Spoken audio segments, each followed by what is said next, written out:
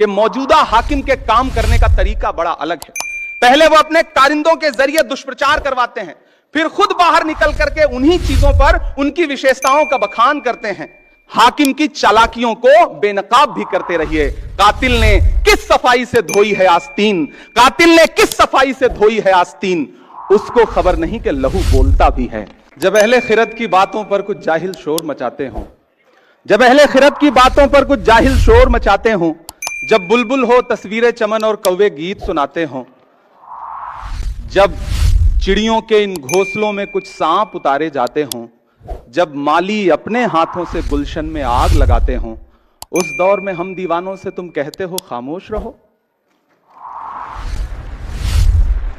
महज कागज के पन्नों पर उकेरी गई कोरी भावनाएं नहीं, बल्कि सच्चाई, नैतिक मूल्यों और मौलिक अधिकारों की बारीकियों पर सैकड़ों बहसों के बाद अंगीकार की गई एक मुकद्दस किताब, भारत का संविधान, जो भारत को एक संप्रभु, समाजवादी, धर्मनिरपेक्ष, लोकतांत्रिक गणराज्य घोषित करता है।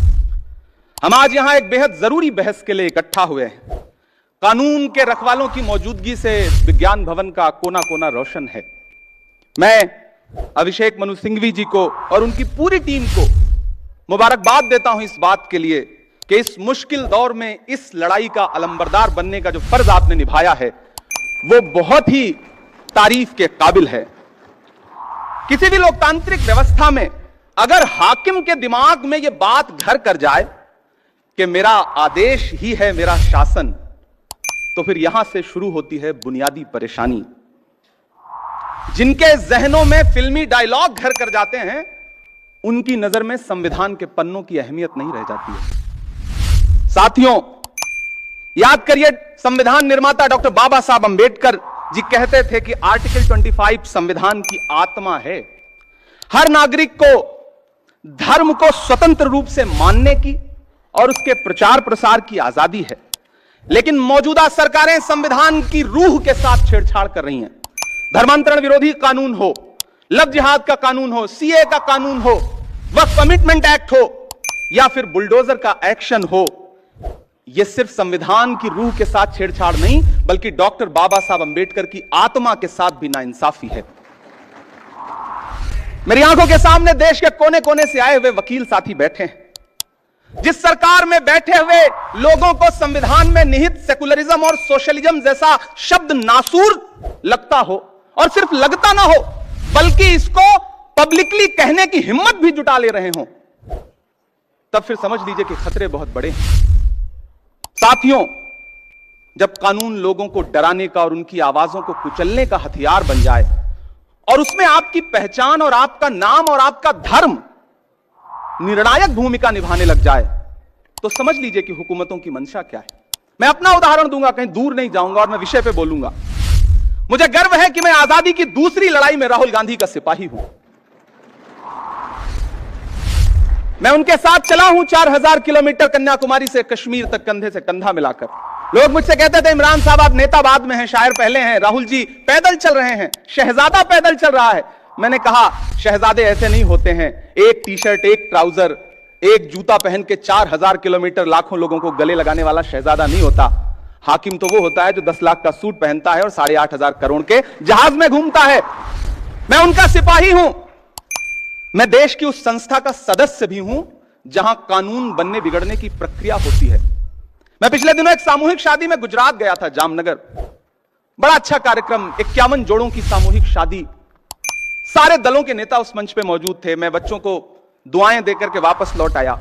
4 दिन बाद मेरे साथियों ने उस प्रोग्राम का एक विजुअल था, बरसते हुए फूल थे, बड़ा खूबसूरत सा, उसमें एक कविता लगा करके सोशल मीडिया पे पोस्ट कर दी, मेरे अपने सोशल प्लेटफॉर्म पे। आपको जान के हैरत होगी कि इतनी संगीन धाराओं में मेरे खिलाफ जामनगर की पुलिस ने मुकदमे दर्ज किए कि मुझे लगा कि मैं तो कोई बहुत बड़ा अपराधी हूं। हमने हाईकोर्ट का दरवाजा खटखटाया।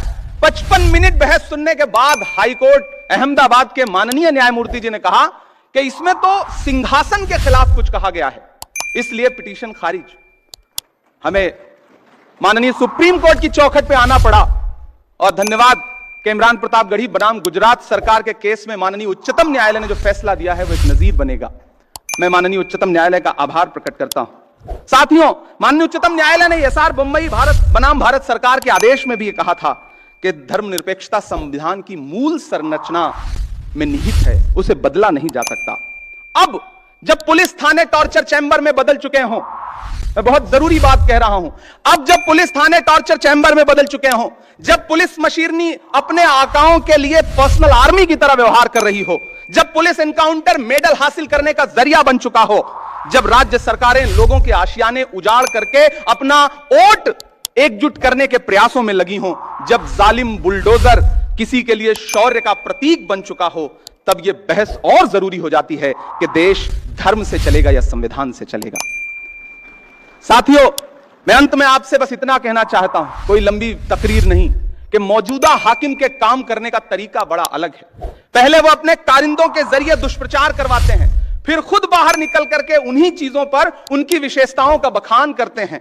आप कैसे भूल सकते हैं कि दशकों से देश की संसद की महत्ता को कोसने वाली पार्टी के प्रधानमंत्री बनकर 2014 में जब नरेंद्र मोदी जी देश की संसद में पहुंचे थे, तो सबसे पहले उन्होंने देश की संसद की सीढ़ियों पे मत्था टेका था। याद है आप सबको वो मंजर? और उस मत्था टेकने का अंजाम क्या हुआ कि महज 10 साल के अंदर उन्हीं सीढ़ियों से बनी हुई संसद को बदल दिया उन्होंने, पुरानी संसद बदल के नई संसद कर दी। इस बार उन्होंने संविधान को मत्था टेका है, तो खतरा बढ़ गया है। सतर्क रहिए, जागरूक रहिए, संविधान को बचाइए, और सिर्फ बचाइए ही नहीं, हाकिम की चालाकियों को बेनकाब भी करते रहिए। कातिल ने किस सफाई से धोई है आस्तीन, कातिल ने किस सफाई से धोई है आस्तीन, उसको खबर नहीं कि लहू बोलता भी है। बहुत शुक्रिया। एक बार पुनः अभिषेक मनु सिंघवी जी को एक शानदार कार्यक्रम के लिए बधाई, और पूरे देश के कोने कोने से आए हुए न्याय के रखवालों को बहुत आभार, बहुत दुआएं, बहुत मुबारकबाद। शुक्रिया।